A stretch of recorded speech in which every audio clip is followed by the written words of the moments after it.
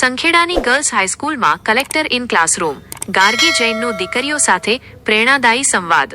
છોટાઉદેપુર જિલ્લાના સંખેડા તાલુકાની સાર્વજનિક ગર્લ્સ હાઈસ્કૂલ ખાતે સશક્ત દીકરી કલેક્ટર ઇન ક્લાસરૂમ અભિયાન અંતર્ગત જિલ્લા કલેક્ટર શ્રી ગાર્ગી જૈને શાળાની વિશેષ મુલાકાત લીધી હતી, જ્યાં વહીવટી વડા અને દીકરીઓ વચ્ચે એક અત્યંત હૃદયસ્પર્શી અને પ્રેરણાદાયી સંવાદ સર્જાયો હતો.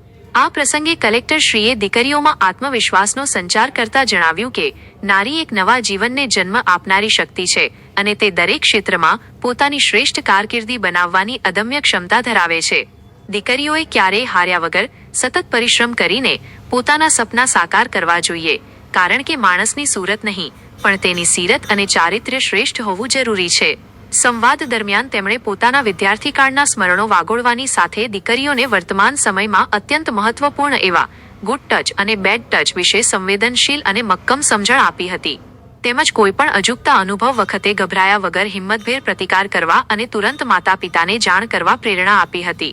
કલેક્ટરશ્રીએ ક્લાસરૂમમાં હાજર તમામ વિદ્યાર્થીનીઓ પાસેથી તેમના ભવિષ્યના સપનાઓ જાણીને રાષ્ટ્રીય કક્ષાની પ્રતિષ્ઠિત સ્પર્ધાત્મક પરીક્ષાઓની તૈયારી કરવા અંગે સરળ શૈલીમાં સચોટ માર્ગદર્શન પૂરું પાડ્યું હતું અને નકારાત્મક ડરનો સામનો કરી દેશનું નામ રોશન કરવા પ્રોત્સાહિત કર્યા હતા.